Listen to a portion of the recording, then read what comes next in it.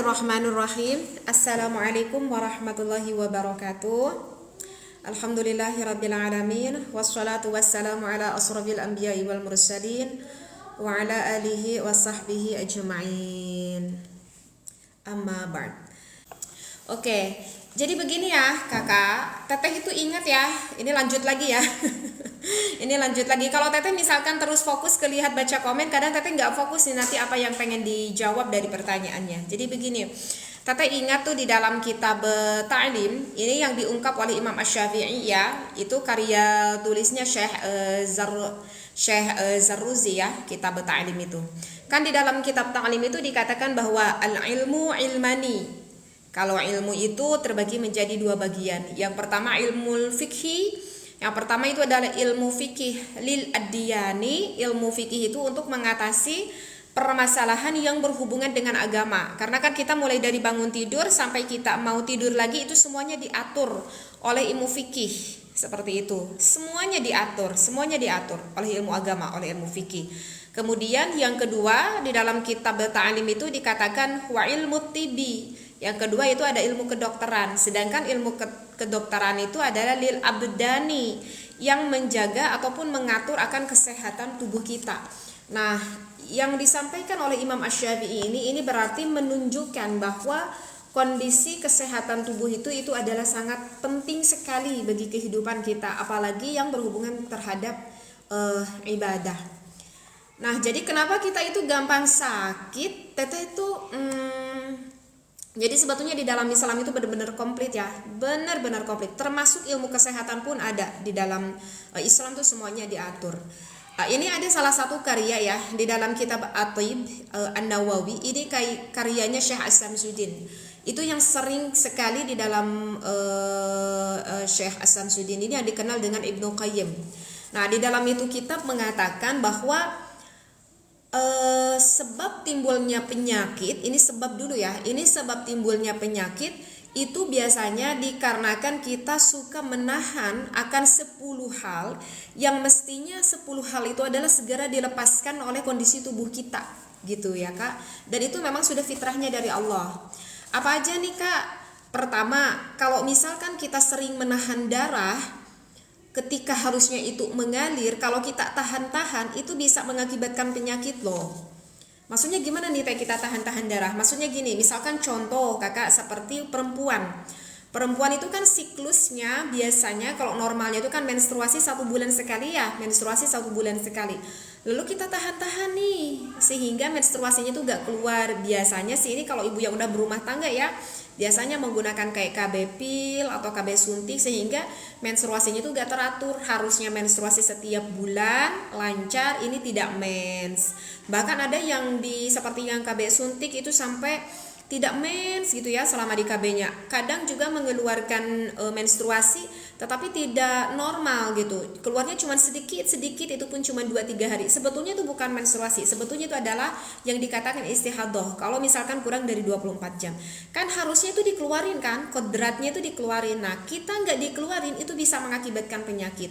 Apa aja? Banyak. Salah satunya diantaranya seperti kista, seperti itu. Nah, itu dikarenakan harusnya dikeluarin karena itu sudah kodratnya dari Allah, sama kita kok dipendet sehingga akhirnya gak keluar, seperti itu. Yang kedua, di dalam itu kita mengatakan kalau misalkan kita sering menahan kencing gitu, sering menahan kencing juga itu sama bisa mengakibatkan kita nanti itu mah kalau kencing mah biasanya berhubungan ke saluran kemih sehingga misalkan nanti infeksi misalkan di saluran kemih karena kita tahan-tahan seperti itu. Kalau 1 kali 2 kali ya wajar, tapi kalau sering kita setiap mau pipis tahan, karena nanggung nih lagi kerja, nanggung nih lagi apa, nanggung nih gitu. Nah, itu tidak baik juga, nanti bisa mengakibatkan infeksi di saluran kemih. Begitu itu kan udah fitrahnya ya dari Allah dengan sendirinya itu kotoran-kotoran yang memang harus dikeluarkan. Apalagi nih kalau misalkan kita yang sering menahan seperti itu kak, barusan buang air kecil, sekarang menahan buang air besar. Menahan buang air besar pun itu sama bahaya, gak boleh karena kalau misalkan didiemin terus itu biasanya sih akibatnya kayak ke ambeien, kayak ke wasir seperti itu, sehingga kan nanti mengakibatkan karena ditahan-tahan kan jadi keras ya, sehingga keluarnya keras. Nah tadi bisa aja kan sedikit robek yang mengakibatkan ambeien atau misalkan wasir.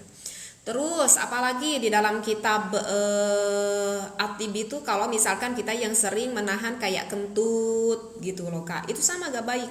Kayak kita nahan kentut itu tidak perlu ditahan-tahan. Kalau pengen kentut ya kentut aja gitu ya. Kalau misalkan lagi banyak orang ya kita keluar aja. Kalau merasa malu gitu ya kita cari tempat yang agak sepi. Karena kalau kita tahan-tahan itu kayak kentut itu, dan terkadang kita sendiri juga gak sadar ya.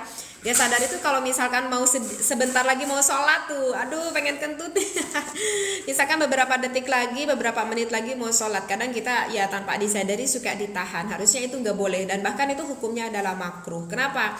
Karena memang itu kalau menurut di dalam kitab itu bisa mengakibatkan juga ke usus nantinya. Ke usus kita itu agak kurang sehat, agak kurang baik. Apalagi coba ya? Nahan itu, nahan muntah. Nahan muntah, kalau nahan muntah juga sama, itu tidak baik. Karena itu kalau kita menahan muntah itu akan memberi tekanan nantinya, memberi tekanan gitu ke dalam tubuh. Itu juga sama tidak baik. Terus ini nih yang udah berumah tangga. Nah, yang udah berumah tangga tidak boleh menahan keluar air nutfah atau keluar air mani. Itu juga sama gak sehat untuk tubuh. Tahan-tahan.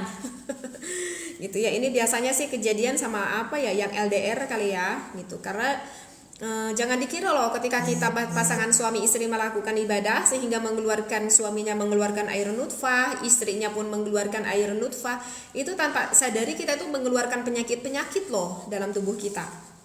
Iya benar, serius. Itu mengeluarkan penyakit-penyakit loh dalam tubuh kita.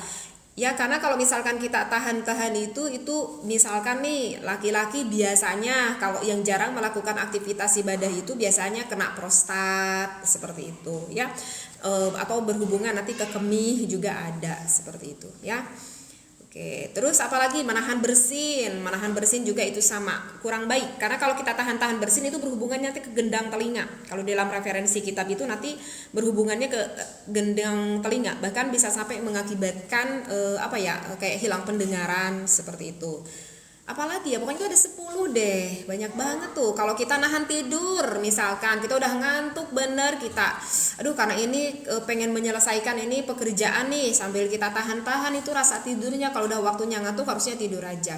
Karena kan nanti mempengaruhi terhadap pola istirahat kita kan, tentu itu nanti kitanya kurang konsentrasi, ke mental juga itu nanti bisa mempengaruhi kalau kita kurang tidur. Kemudian yang selanjutnya itu kalau kita nahan lapar dan juga nahan haus. Kalau nahan lapar itu biasanya ke penyakit mah ya, kayak penyakit mah, kayak ke GERD. Kalau nahan haus itu biasanya dehidrasi biasanya. Jadi itu sebetulnya di dalam Islam itu Masya Allah tabarakallah itu semuanya diatur loh. Kalau kita ngaji lebih dalam itu sebetulnya ada loh pembahasan tentang ilmu kesehatan kita gitu.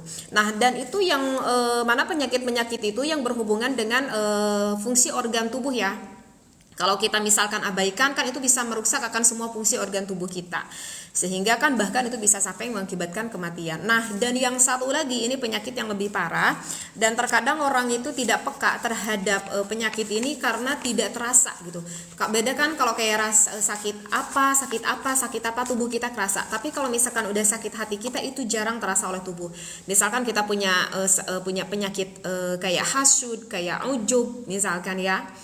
Seperti itu kadang orang tidak merasa gitu ya, karena tidak terasa sakitnya kan oleh tubuh, padahal itu bahaya banget loh. Dan nanti itu juga nanti berpengaruh terhadap kondisi fisik kita, karena kalau misalkan sakit nih hati kita itu biasanya akan mempengaruhi biasanya ya, kalau yang sakit hati kita itu biasanya pengaruh awalnya itu biasanya sakitnya ke dada gitu loh Kak.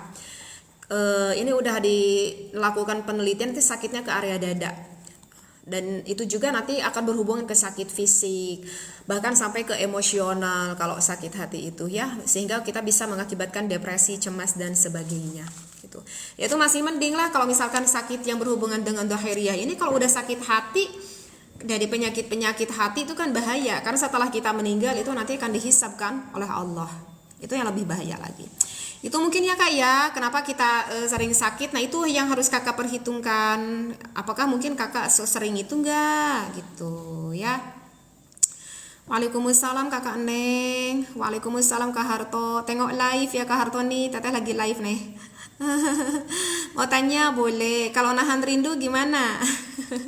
Rindu pada siapa Kak Dwi? Teteh nama aslinya siapa? Teteh Iim ini nama aslinya Imas Fatona.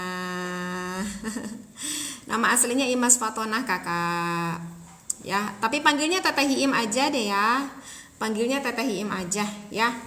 Oke, ini udah ada yang bertanya lagi nih, Teh. Saya masih ragu batasan kelamin laki-laki dalam wudhu itu sebelah mana katanya. Kak Siabdana, hello Kak. Ini Teteh lagi santai nih Kak, lagi ngobrol-ngobrol nih Kak Siabdana.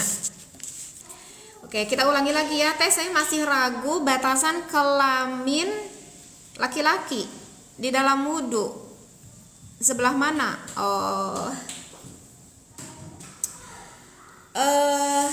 Batasan kelamin ya yang ngebatalin wudhu. Kalau laki-laki itu makasih Kak. Kalau laki-laki itu gimana neranginnya ya ini? Yang ngebatalin wudhu kakak, kalau area laki-laki itu, aduh maaf ya, apa ya, di area batangnya kakak. Ini yang bertanya tadi siapa? Yang ngebatalin wudhu area laki-laki itu di area batangnya ya Kak ya. Di area batangnya, di area batangnya ya Kak, hanya di area batangnya. Tapi kalau misalkan yang di bawahnya, yang di bawah batangnya itu tidak membatalkan wudhu Kak. Apa tuh bahasa Indonesianya apa ya, yang di bawah, pokoknya gitu deh, mungkin kakak juga paham ya. Kalau yang di bawah batangnya itu tidak membatalkan wudhu, tapi kalau di area seluruh batangnya itu membatalkan wudhu gitu Kak. Batasan ini batasan laki-laki. Kalau batasan perempuan itu kalau batasan perempuan itu mah yaitu, aduh Kak, gimana Teteh neranginnya ya. Kalau batasan perempuan mah ya di area itunya aja gitu, di area itunya aja, di area itunya aja gitu. Batasan perempuan, kalau misalkan agak selangkangannya itu tidak termasuk area yang ngebatalkan wudhu, tapi cuma di area itu saja sama pinggirnya aja yang dekat ke sana. Nah, itu yang membatalkan wudhu di area kelamin wanita dan juga perempuan ya, dan juga laki-laki ya Kak ya. Ini kayaknya udah kebayang deh ya, udah kebayang ya. Bilangin aja Teh. Aduh, iya gitulah pokoknya, sama Kak Agus juga udah kebayang deh ya. Ini yang bertanya nih. Tapi mungkin makanya dia bertanya mungkin gak paham kali ya. Makanya dia bertanya mungkin gak paham. Teh, bagaimana menghukumi kadang ragu seperti keluarnya cairan dari area kemaluan, apakah wudhunya batal? Kita ragu seperti ya, berarti ini seperti ya, kita ragu berarti ini mang-mang ya, berarti mang-mang nih. Kita ragu seperti keluar cairan dari area kemaluan, apakah wudhu batalnya? Nah ini biasanya sih terjadi yang udah nikah ya, tapi mungkin juga ini terjadi sama wanita yang masih gadis atau misalkan bujangan juga mungkin.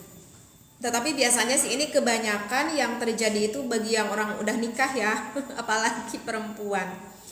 Makanya kalau misalkan kita sudah pipis, itu kan kita disunahkan untuk istibro kan. Kalau kita udah pipis itu disunahkan untuk istibro. Istibro teh apa coba? Kayak ngedehem sambil gitu ya, menghentakkan gitu, sambil menghentakkan gitu.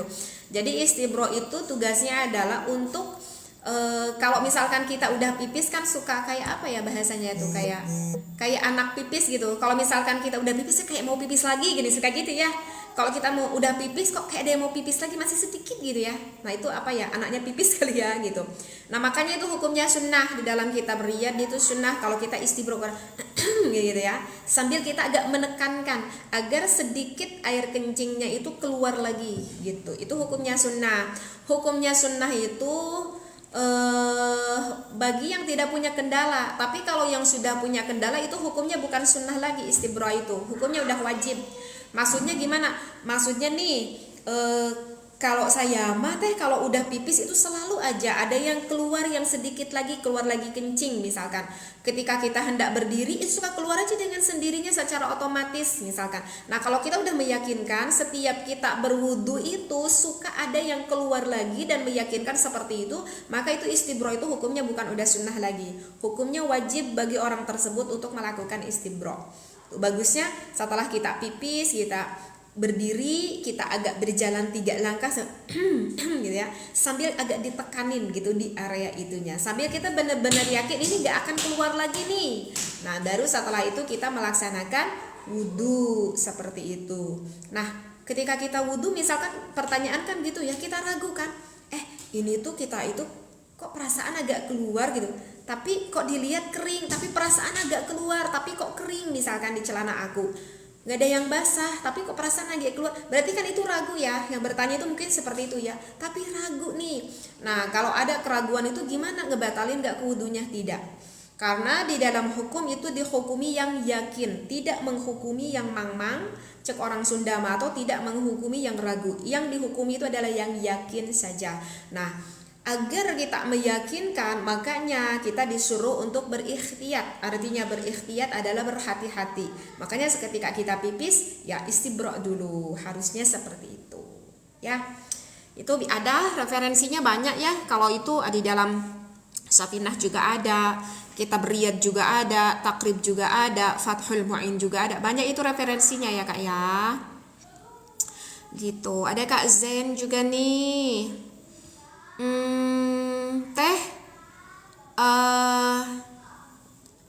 Teh saya melahirkan di sesar, apakah masih tetap mandi? Melahirkannya di sesar, apakah masih tetap mandi? Kalau kita melahirkan di sesar, apakah masih tetap mandi? Kalau misalkan pertanyaannya spesifik seperti itu, kalau di dalam kitab Bajuri yaitu wajib mandi. Kalau di dalam kitab Bajuri itu dikatakan ya kita tetap wajib mandi. Kalau pertanyaannya spesifik seperti itu. Tapi gini Kak, Teteh mau agak sedikit terangkan, agak dalam sedikit begini. Begini Kak, bahwa di dalam kitab Kasyifatus saja ya, karyanya Syekh Salim bin Sumer, di dalam matan itu kan yang mewajibkan kita untuk melakukan mandi besar itu kan ada 6 ya Kak. Ilajul hasyafati fil farji wa khurujil mani wal haid wan nifas wal wiladah wal maut. Jadi yang kelima itu di dalam Safinah itu adalah wal wiladah, melahirkan. Melahirkan itu mewajibkan kita, seorang wanita itu harus melakukan mandi besar. Tapi itu kayak referensi itu ada di dalam matan. Jadi mohon kurang maaf ya secara garis besarnya. Nah maka kita jangan langsung mengambil hukum di sana. Kita harus lihat dulu tafsirannya ataupun syarahnya. Nah di dalam matan itu disyarahi oleh Syekh An-Nawawi Al-Bantani. Nah bahwa yang dimaksudkan mewajibkan melakukan mandi besar wiladah itu disyarahi oleh Syekh An-Nawawi itu adalah jika yang melahirkannya dalam posisi kering. Nah itu terkadang banyak orang dulu berpikir kalau udah ngelahirin itu langsung loh wajib harus mandi besar. Sebetulnya gak seperti itu hukumnya. Kalau Teteh lihat di dalam kitab syarahnya, yang wajib melakukan mandi besar setelah melahirkan pada saat itu adalah jika posisi melahirkannya dalam kondisi kering.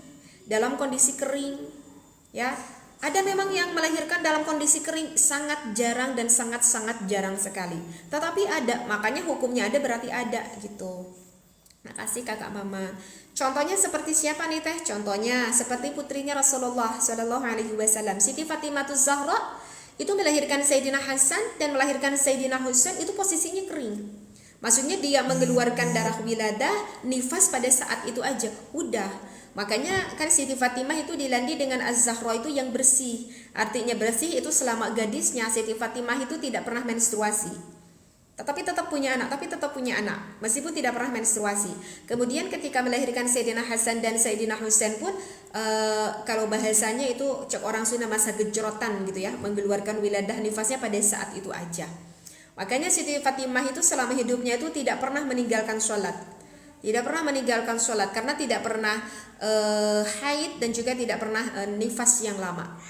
Seperti itu. Makanya Siti Fatimah itu wajib melakukan mandi besar karena tidak lagi setelah melahirkan Sayyidina Hasan, Sayyidina Husain disambung dengan nifas yang terus menerus. Kalau kita enggak ya, meskipun itu kakak yang sesar pun kan tetap kita mengeluarkan nifas. Nah makanya setelah perbedaan darah wiladah dan nifas, ketika sang istri melahirkan bayi itu kan dibarengi dengan darah. Nah itu dikatakan darah wiladah.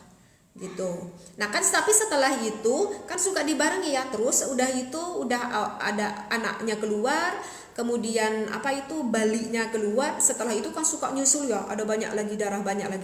Nah itu kan darah nifas. Maka sebetulnya tidak mewajibkan mandi besar pada saat itu. Lalu mandinya kapan? Ya udah nanti aja, kalau nanti nifasnya udah suci, ya baru itu mandi besar. Jadi sebetulnya tidak mewajibkan pada saat itu. Jadi dengan bahasa di dalam matan Safinah, wajib wiladah itu adalah jika melahirkannya posisi kering. Tapi kalau posisi basah itu ya nanti aja. Mandi besarnya ketika kita udah suci dari nifas. Kakak siapa tadi, lupa lagi ya, begitu. Tapi kalau misalkan kakak yang bertanya konteksnya seperti ini, Kak, apakah yang melahirkan di sesar itu masih tetap wajib mandi? Ya kalau konteks bertanyanya seperti itu, kalau kitab Bajuri ya wajib mandi. Makanya teteh jelaskan kembali agar paham kakaknya ya. Suka Kak Agus supaya gimana caranya sholat supaya nggak suka lupa tentang rakaatnya, apa ada bacaan khusus? Kalau Kakak Agus, kalau untuk kita sholat kita suka lupa, ya begitulah Kak Agus, kadang teteh juga suka lupa.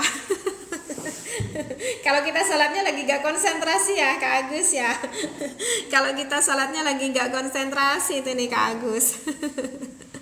Makanya Kak Agus kan sebelum kita sholat itu kan para ulama mengajarkan dulu kita itu baca dulu surat Falak 1 kali, baca dulu surat An-Nas 1 kali, baca dulu surat Qul huwallahu ahad Al-Ikhlas 3 kali.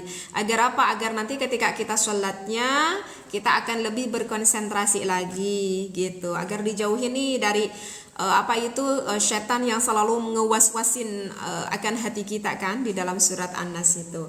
Jadi Kakak Agus, biar kita konsentrasi sebelum sholatnya itu kita baca dulu Falak An-Nas 1 kali, Falak 1 kali, Al-Ikhlas 3 kali. Seperti itu Kakak ya. Paling itu Kak amalannya. Teh dosa nggak maksa ngajak orang nikah karena tadi baru kenal di pasar. Langsung saya paksa nikah ya Kak Alif. Kalau teteh sendiri sih ya takut lah Kak. Ya kalau teteh sendiri ya takut. Kalau misalkan dulu ketika teteh gadis, baru ketemu sama orang kok langsung ujuk ngajak nikah, ya takut lah. Gimana gak takut ya kan, karena gak tahu Kak Alif itu orangnya seperti gimana, turunannya gimana, agamanya gimana. Ya gak bisa seenaknya gitu juga loh Kak. Nikah loh, nikah itu kan seumur-umur loh. Ya Kak Alif ya. Oke, gitu. Teh kalau orang hamil, ini Kak Siapdana.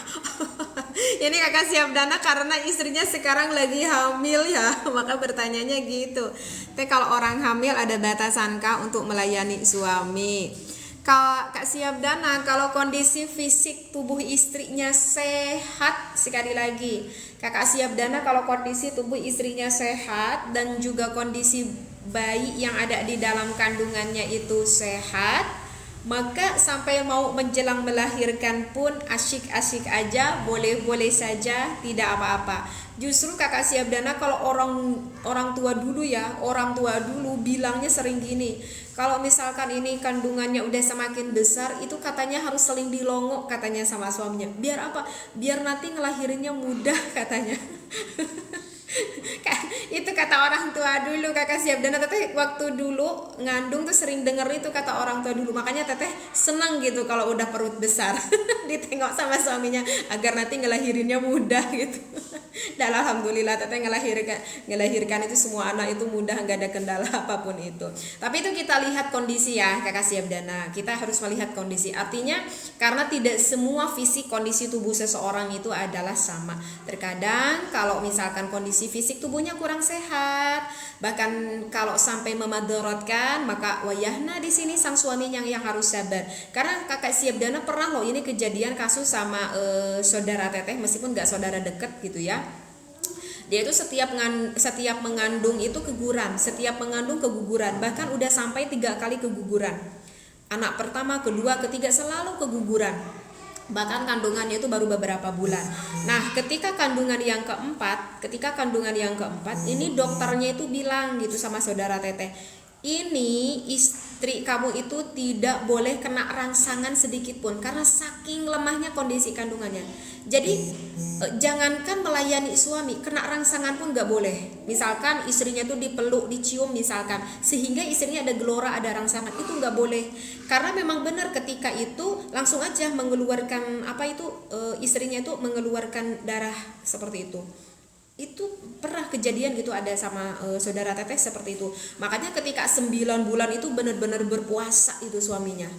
Jadi suaminya tinggal di karena saat itu belum punya rumah, jadi suaminya tinggal di ibunya, istrinya tinggal di ibunya gitu, paling ngelongok sebulan sekali gitu. Karena kan kalau misalkan berkumpul kan takutnya nanti dia mau gitu ya. Makanya itu sampai sengaja gitu, ya Allah, itu benar-benar perjuangan yang pengen dapat anak, ada gitu loh Kak yang seperti itu. Ya tapi kan kalau kakak siap dana kan istrinya sehat ya. Kalau istrinya sehat mau wis nggak apa-apa. Ya lanjut aja, nggak ada batasannya kok Kak. Ya. Teh apa batasan Kak Maman? Teh apa batasan hubungan yang mewajibkan mandi junub? Ini suami istri ya Kak Maman ya. Yang menjadikan batasannya itu cuma 2 Kak kalau mandi janabah, yaitu jika sudah masuk ilajul hasyafati fil farji, jika sudah masuk hasyafah ke dalam farji. Kata Kak Maman, hasyafah itu yang mana? Hasyafah itu batasannya qasbu Kak Maman. Batasannya qasbu. Kalau misalkan Kak Maman kurang dari batasan qasbu itu tidak mewajibkan mandi besar. Aduh takutnya Kak Maman ini gak paham nih qasbu ini, aduh gimana ya? Maaf ya, maaf banget ya.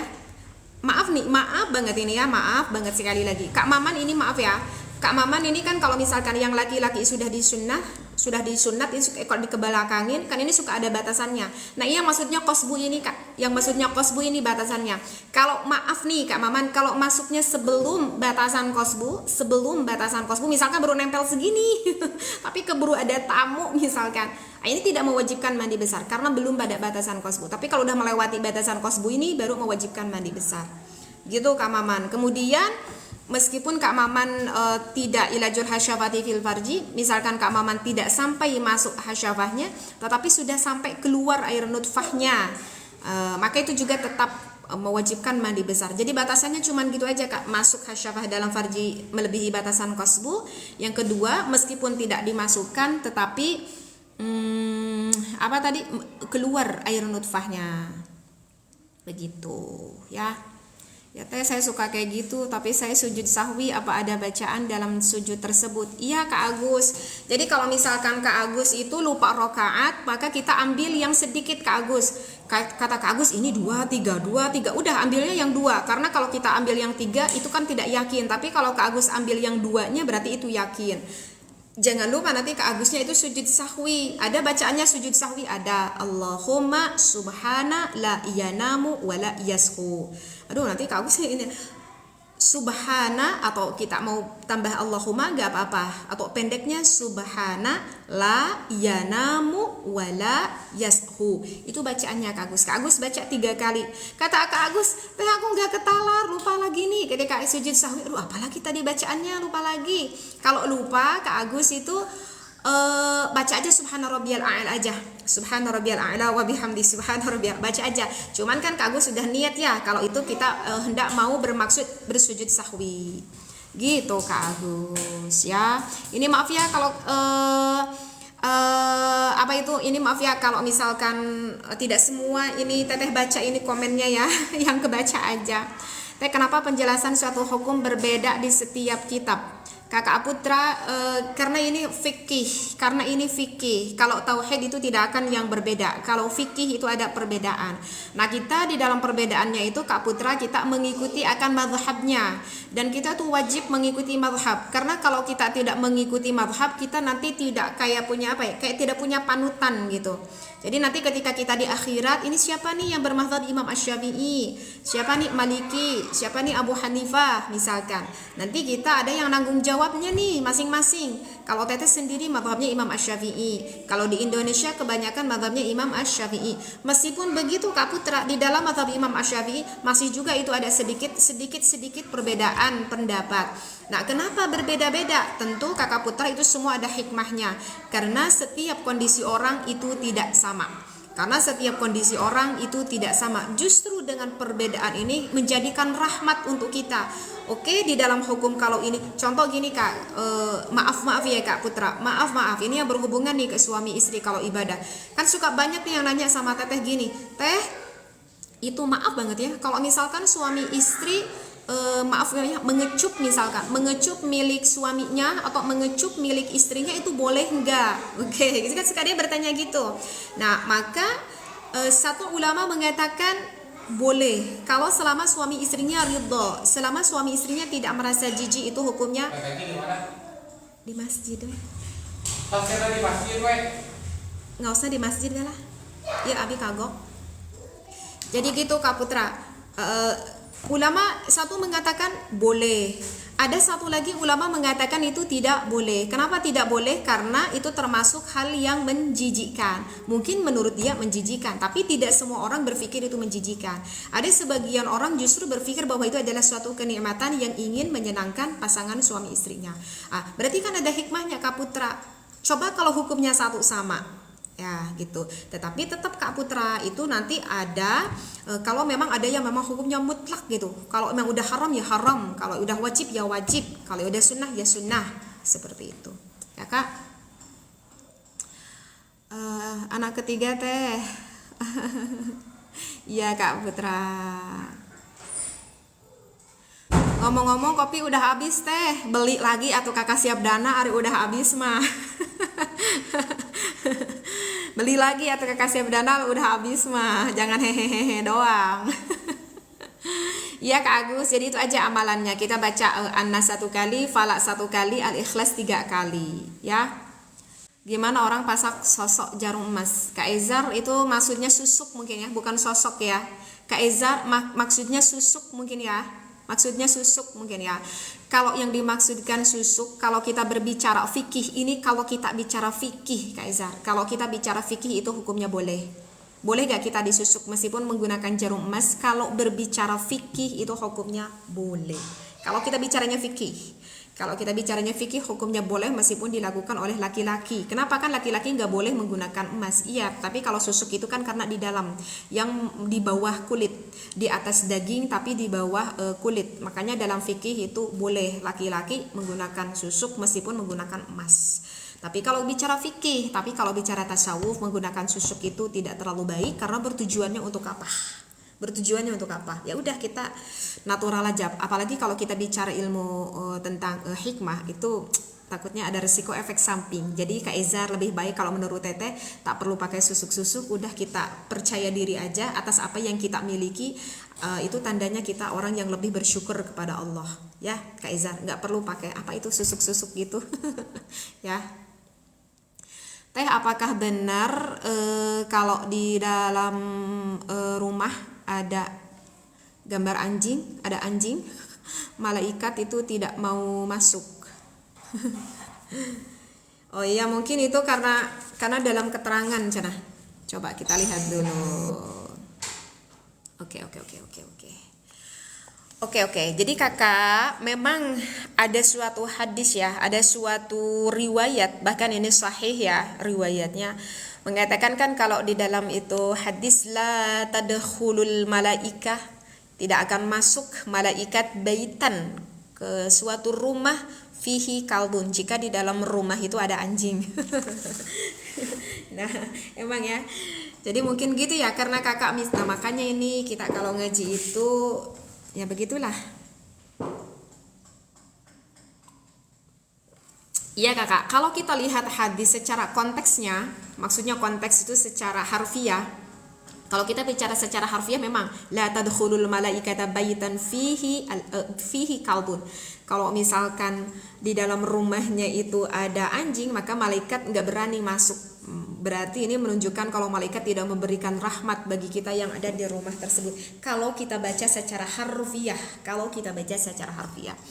Nah ini kalau ini sebetulnya di kitab ada pembahasannya, ini agak kitab yang lebih besar sih sebetulnya. Tapi Teteh sempat dengar juga. Ini menurut Imam Ghazali ya. Ini ada di dalam kitab Ihya. Cuma Teteh pernah dengar juga gitu ya. Teteh pernah dengar juga di dalam kitab Ihya Ulumuddin. Jadi di dalam tentang hadis ini banyak ulama-ulama yang berdiskusi. Banyak ulama-ulama yang berdiskusi akan hadis ini, mengindikasikan ini hukumnya itu kalau kita misalkan merawat anjing gitu ya di dalam rumah kita, itu hukumnya haram, apakah makruh atau gimana nih hukumnya gitu ya kan. Nah, sehingga pada saat itu banyak para ulama yang saling berdiskusi, ini hukumnya gimana nih hadis ini, maksudnya itu apakah haramkah, apakah makruhkah atau gimana nih. Terus jenis malaikat yang bagaimana nih misalkan yang gak berani mau masuk ke dalam rumah gitu, apakah dikarenakan kenapa gak berani masuk ke rumah itu, apa dikarenakan karena anjingnya najis mugoladoh misal, atau karena alasan apa tuh seperti itu ya. Jadi itu juga dulu menjadikan suatu pembahasan atau menjadikan suatu diskusi. Nah, maka teteh lihat di dalam referensi kitab Ihya Ulumuddin, yang dimaksudkan itu kata Imam Al-Ghazali. Ini kata Imam Al-Ghazali bahwa yang dimaksudkan rumah, kan tadi ada konteksnya bayitan ya. Yang dimaksudkan rumah itu adalah bukan rumah-rumah seperti yang kita naungi, tetapi yang dimaksudkan rumah itu adalah hati gitu Kak. Jadi yang dimaksudkan baitan, yang dimaksudkan rumah di sini kalau menurut Imam Ghazali itu adalah hati, qalbu gitu. Itu adalah qalbu.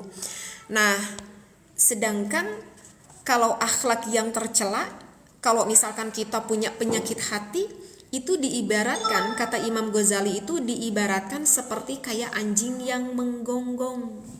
Seperti itu kata Imam Ghazali. Jadi ya bagaimana malaikat mau masuk ke hati kita kalau misalkan hati kita itu dipenuhi seperti sifat anjing yang menggonggong gitu. Bukankah cahaya ilmu itu masuk melalui perantara malaikat, bukan? Nah, jadi yang dimaksudkan Imam Ghazali itu bukan artinya kita itu tidak boleh merawat anjing, bukan seperti itu. Boleh aja kita merawat anjing, dan bukan berarti malaikat tidak akan masuk ke rumah ketika seseorang yang di rumahnya merawat anjing. Tetapi yang dimaksudkan hadis itu menurut Imam Ghazali, maksudnya rumah itu adalah hati. Jika hati kitanya kotor, jika hati kitanya itu banyak penyakit kayak hasud, kayak ujub, kayak sombong, kayak ria, kayak dengki, pokoknya segala penyakit hati itu tidak ada bedanya seperti sifat anjing yang sedang menggonggong. Maka malaikat mau masuk ke dalam hati kita gimana ya? Wong hati kitanya juga busuk, buruk, banyak penyakit hatinya.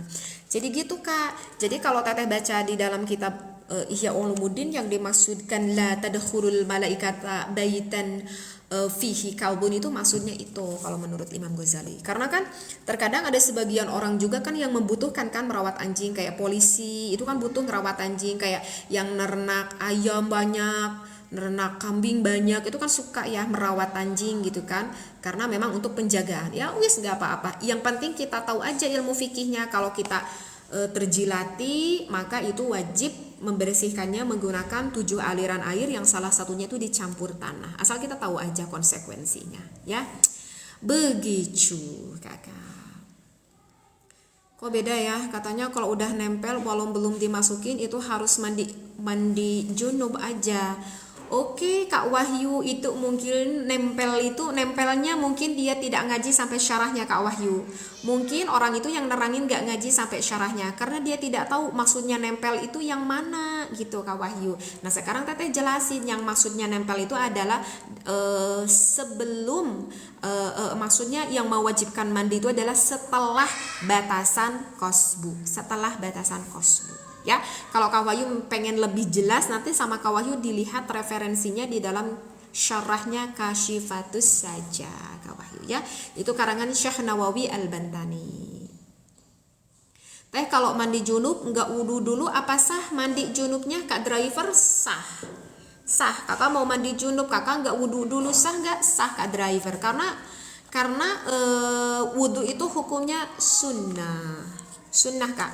Jadi sebelum kita melakukan mandi besar atau mandi janabah, maka disunnahkan kita untuk berwudu dulu. Kalau nggak berwudu dulu gimana? Nggak apa-apa, itu hukumnya sunnah aja kok Kak. Nggak sampai membuat kita tidak syah. Ya, teteh udah nikah, udah atau Kak Miftah. Ya gitu Kak Putra ya. Assalamualaikum Bu Haji, semoga sehat selalu. Amin. Amin. Kak Arman, kalau sujud syukur itu Kak Arman ini banyak gini loh Kak Arman. Banyak lah yang ini banyak. Aduh, ini banyak nggak paham nih sujud syukur Kak Arman. Tahu nggak Kak Arman? Kalau sujud syukur itu harus punya wudhu. Harus menghadap ke kiblat, harus menutupi aurat sesuai dengan aturan laki-laki ataupun perempuan gitu Kak Arman. Ini banyak nih kalau misalkan Teteh ada acara-acara di TV ya Kak Arman. Teteh suka lihat tuh acara-acara di TV. Kalau dulu tuh suka lihat acara itu tuh Kak Arman, apa tuh? Kayak itu yang bedah rumah gitu ya, kayak yang bedah rumah gitu. Saking senangnya gitu ya, sampai bersujud gitu, saking senangnya, ini udah dibedah nih rumahnya. Pernah kan lihat ya di TV ya acara apa itu, saking senangnya sampai bersujud gitu. Bersujudnya gak tahu menghadap kemana, bahaya itu. Aduh, bahaya benar ini. Sujudnya gak tahu kemana, gak mengarah ke kiblat, gak punya wudhu juga. Misalkan perempuannya nggak menutupi aurat seperti layaknya sholat, enak aja itu sujud dengan sendirinya. Anak-anaknya juga ikutan tuh pada sholat, tetangganya juga ikutan ikutan sujud, anak-anaknya ikutan sujud, saudaranya juga ikutan sujud. Ini orang-orang yang tidak paham ilmu agama, ini ilmu fikihnya, itu bisa mengakibatkan berbahaya loh justru gitu Kak Arman. Jadi kalau kita mau sujud syukur itu kayak layaknya kita mau sholat gitu, harus punya wudhu, harus menghadap kiblat. Kalau laki-laki yang menutupi aurat batasan laki-laki, kalau perempuannya harus menutupi batasan aurat perempuan. Kadang kita suka menutup seenaknya aja itu sujud, bahkan itu bisa bahaya. Di dalam kitab Sulam atau Taufik juga, makasih Kak Supri, di dalam kitab Sulam atau Taufik kita kan nggak boleh menghormati kepada seseorang itu melebihi dari batasan ruku, bahkan itu bisa termasuk dosa besar. Tidak boleh kita menghormati seseorang seperti melebihi batasan ruku, gak boleh. Dan itu gak boleh dipakai bercanda juga. Teh, aku ingin sekali punya anak perempuan, kasih tipsnya dong. Aduh, itu semua secara hakikatnya emang kudrat iradat inayah Allah ya Kak. Tapi kita kan diperintahnya ikhtiar ya Kak ya. Yang udah punya laki-laki pengen perempuan, pengen laki-laki ya Kak. Oke. Kalau kita pengen punya anak perempuan, tipsnya itu kalau Teteh dibaca di dalam kitab, seperti di dalam kitab Qurratul Uyun, ada tuh. Seperti di dalam kitab Qurratul Uyun. Ini posisinya dulu ya Kak ya. Ini cuman ikhtiar ya, Di dalam kitab yang referensi pernah Teteh baca itu, posisinya itu ketika melakukan ibadahnya itu posisi ini misioneri itu adalah posisi sang suaminya itu di atas, sang istrinya itu di bawah. Jadi posisi yang baik itu kalau kita pengen dapat punya momongan itu posisi suaminya di atas, posisi istrinya di bawah. Kalau bahasa kita seringnya misioneri gitu ya kan, kalau posisi suami di atas, istri di bawah. Terus kalau misalkan kita pengen punya anak perempuan, itu kayaknya tapi agak susah. Jadi ketika sang suami mau mengeluarkan air nutfahnya itu, sang suaminya tuh si pinggangnya itu agak sedikit kayak condong ke kiri. Tapi kayaknya sepertinya susah deh. Tapi kalau dalam referensi kitabnya Teteh baca seperti itu. Jadi ketika sang suaminya mau mengeluarkan air nutfahnya itu posisinya tuh agak condong ke kiri katanya, seperti itu. Tapi nggak tahu itu gimana, susah nggak ya? Kemudian jika udah nih ceritanya sang suaminya mengeluarkan air nutfahnya, maka sang istrinya jangan dulu lekas hendak ke kamar mandi. Tapi diam dulu, misalkan ya beberapa menit lah, 2, 3, 4 menit didiamin dulu. Kemudian sang istrinya itu badannya itu miring ke kiri. Posisi perempuan itu miring ke kiri, diem aja beberapa menit. Nah, kalau Teteh baca dalam referensi kitabnya sih seperti itu cuman salah satu ikhtiar aja. Kalau misalkan kita pengen punya anak perempuan. Kalau Teteh sering dengar sih kata dokter, kalau pengen punya anak perempuan, jadi si perempuannya itu kurang lebih selama 3 bulan itu coba lebih fokus banyak makanan sayur. Kalau untuk suaminya, bukan istrinya, sekali lagi maaf, suaminya. Jadi suaminya lebih banyak makan sayur. Kalau istrinya terbalik, yang banyaknya itu yang banyak mengandung protein, kayak ikan, kayak telur, kayak daging selama 3 bulan itu fokus, istrinya banyak yang protein, tapi kalau suaminya banyak yang sayur gitu ya. Kemudian coklat tuh kayak istrinya itu bagus tuh, kandungan proteinnya juga tinggi. Tapi untuk istrinya tuh kurang baik, kalau kayak makan cuka apel itu kurang baik, atau misalkan makan kayak alpukat, kayak apalagi misalkan kayak kacang almond itu agak kurang baik ya. Terus apalagi ya, perbanyak surat Maryam yang dibacanya, perbanyak surat Maryam ya. Terus untuk istrinya itu kurangi nih makan garam-garam yang asin-asin, itu kurangi, apalagi kalau misalkan masak garamnya banyak, kurangi garamnya ya. Dan bagus tuh kalau misalkan mau melakukan ibadahnya itu, si sang perempuannya itu kita mandi dulu, tapi mandinya pakai air hangat Kak. Kalau yang pengen anak perempuan, biasakan kalau mau melakukan ibadahnya itu mandi dulu, tapi mandinya pakai air hangat, jangan pakai air dingin. Dan kalau yang banyak sekali sih yang berhasil, kalau menurut penelitian dokter itu coba melakukan hubungannya ya, suami istrinya itu sekitar 2 atau 4 hari sebelum masa ovulasi gitu Kak. Jadi sebelum masa ovulasinya itu jangan sampai terlewatkan melakukan ibadahnya sekitar 2 atau 4 hari sebelumnya.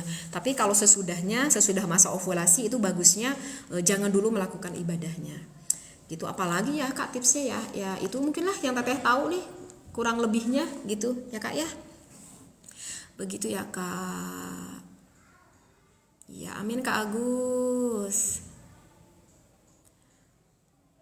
Oke, gimana hukum gak mandi junub atau gak mandi junub, atau kakak nanti gimana kita mau ibadah sholatnya, kan kita mau sholat, mau ngaji, mau ibadah-ibadah yang wajib, kan itu kita harus bersih dari hadas besar Kak. Kalau gak mandi junub gimana dong? Kak Al-Husyairi, teh umurnya berapa? 42 Kak. Teh boleh gak habis apa nih Kak The Joy Boy, teh boleh kah habis mandi junub langsung bisa langsung sholat, tidak perlu wudhu lagi? Gini Kak The Joy Boy ya, begini Kak, kan Kak The Joy Boy, kan kita sebelum melakukan mandi, kan sebelum kita melakukan mandi besar itu kan kita sunnah nih Kak ya, wudhu dulu. Misalkan nih kakak, ini nih Kak dengerinnya tuntas Kak. Misalkan nih kakak sebelum melakukan mandi besarnya itu wudhu dulu, wudhunya sempurna, udah wudhu kemudian kita melakukan mandi besar. Nah apakah kakak, nah itu yang Teteh mau pertanyain, apakah kakak ketika melakukan mandi besarnya ada yang membatalkan kepada wudhu? Tidak. Kalau ada yang membatalkan kepada wudhu, maka setelah kita melakukan mandi besar, ya tentu dong Kak, kita tuh wajib wudhu lagi, karena kan batal. Misalkan ketika kakak mandi besarnya itu kentut misalkan, berarti kan batal, berarti wajib wudhu lagi. Atau ketika kakak melakukan mandi besarnya, kakak kosok-kosok ke badan, ternyata telapak tangan kakak kita masuk ke area kita, kan itu juga sama ngebatalin wudhu. Maka kalau batal wudhunya gimana? Ya berarti wajib wudhu lagi dong. Jadi gitu ya Kak jawabannya. Kalau misalkan kakak sebelum tadi mandi besarnya wudhu dulu, dan ketika mandi besarnya tidak ada sesuatu hal yang membatalkan, maka tidak apa-apa, kakak tidak wudhu lagi, langsung hendak sholat. Tapi kalau misalkan sebelum mandi besarnya kakak tidak wudhu dulu, ya maka itu tetap wajib nanti setelah mandi wudhu. Atau kakak sebelumnya mandi dulu, tetapi ketika melakukan mandi besarnya ada sesuatu hal yang membatalkan kepada wudhu, ya maka itu wajib wudhu lagi. Begitu kakak ya. Ya, aduh, sapa ya. Iya Kak Supri, ya udah disapa ya. Cerita apa nih? Lagi ngaji nih Kak. Itu hukumnya kalau airnya tertelan apa? Air apa Kak jagoan? Yang tertelan itu air apa Kak jagoan? Ini Teteh nggak fokus nih ke pertanyaan sebelumnya. Maksudnya yang tertelan Kak jagoan air apa ya? Naiknya dari kiri dan turunnya sebelah kiri juga Teh, bukan begitu, kalau salah diluruskan Teh. Kak Irsam, iya jadi gitu Kak. Jadi kakak maksudnya gini, maksud Kak Irsam. Jadi kalau di dalam kitab itu yang Teteh baca itu, jadi ketika ya Kak Irsam, ketika sang suaminya itu udah dekat-dekat mau mengeluarkan air nutfahnya atau air maninya, maka si si posisinya itu si laki-lakinya itu agak cenderung miring ke kiri gitu. Tapi teteh nggak tahu itu seperti gimana agak cenderung miring ke kiri. gitu Kak. Maksudnya jadi posisi sang laki-lakinya itu agak cenderung ke kiri gitu si posisinya, agar si area milik laki-lakinya ikut cenderung ke kiri seperti itu. Dan nanti juga sang istrinya setelah sang suaminya udah mengeluarkan air nutfah, maka sang istrinya jangan langsung lekas ke kamar mandi, tapi tubuh istrinya itu miring, tapi miringnya ke kiri. Kalau mau anak laki-laki katanya miring ke kanan, kalau mau anak perempuan katanya miring ke kiri. Kalau teteh baca dalam kitab seperti itu maksudnya Kak Irsam. Tapi teteh nggak tahu karena teteh belum pernah nyoba nih sama suami. Hukumnya gak mandi junub, Kak Rafsan. Hukumnya gak mandi junub kalau misalkan kakak punya hadas besar, gak mandi, nanti kan kakak mau sholat, nanti sholatnya gak sah dong Kak. Kalau kita gak mandi ya gitu ya. Ada tips khusus untuk menggairahkan istri supaya istri minta duluan. Aduh, ini udah mulai masuk ke ranah ini ya, yang bertanyanya sudah masuk ke ranah-ranah rumah tangga nih. Udah masuk ke ranah rumah tangga. Oke, ini ada Kak Kaira. Maaf Ustazah, izin bertanya, maaf jika di luar tema. Bayar fidyah busui dan bumil sehari berasnya berapa ya? Oke. Itu kalau di dalam kitab Sabinah itu ada ya pembahasannya di dalam kitab Sabinah. Gini kakak Kaira. Kak Kaira itu yang mewajibkan kita membayar fidyah. Teteh mau tanya dulu gini Kak Kaira. Teteh mau tanya dulu. Kenapa istri kakak Kaira itu ketika hamil atau ketika menyusui itu kenapa kakak tidak berpuasa? Karena itu nanti hukumnya berbeda gitu Kak Kaira. Alasannya ya, kalau misalkan gini Kak Kaira, ketika istri kakak itu misalkan hamil atau misalkan ketika istri kakak itu menyusui, kenapa istri kamu tuh tidak berpuasa? Alasannya karena aku sakit, atau alasannya karena takut memadorotkan tubuh aku.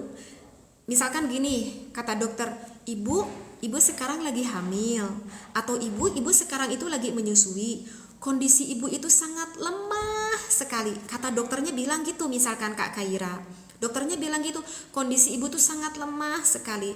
Ibu, kata dokternya, disaranin ibu jangan puasa, karena kalau berpuasa itu bisa membahayakan ke tubuh ibu, karena tidak ada sekali masukan kayak suplemen atau makan atau air yang masuk gitu. Kondisi ibu sangat lemah sekali. Maka Kak Kaira, kalau alasannya yang busui dan bumil itu tidak berpuasa karena alasannya takut memadorotkan kepada tubuh kita, itu sebetulnya tidak mewajibkan untuk membayar fidyah. Tidak mewajibkan untuk membayar fidyah. Tapi kalau alasannya seperti ini Kakak Kaira, kenapa ibu itu lagi hamil, lagi menyusui itu tidak berpuasa? Karena aku takut nanti anak aku tuh gimana-gimana, misalkan. Aku takut anak aku tuh sakit, aku takut anakku kekurangan gizi, misalkan. Aku takut anakku ya gimana aja deh gitu ya Kak ya. Maka itu baru itu membayar fidyah Kakak, seperti itu. Ini teteh nggak tahu ya, ini ada waktu dengan sendiri ini live akan berakhir. Kita lanjut lagi ya, ini beberapa menit lagi atau udah aja kali ya. Ini nggak tahu nih, karena sepertinya live-nya pakai waktu dengan sendirinya nih, tahu-tahu ujung sendiri gerani live-nya nih. Kita suka ya waktu kieu ya teh ya live teh ya. Sanes pelanggaran emang kak iya na. Kak pas rek mencetna kak ieu waktu jigana teh. Bakal eureun dia dengan sendiri na ieu teh live. Si komen terbiasa dibaca. Ini maaf ya jika live-nya saya mendadak berhenti, maaf. Oke, kalau masih asik nanti kita lanjut aja ini live-nya langsung lanjut lagi ya.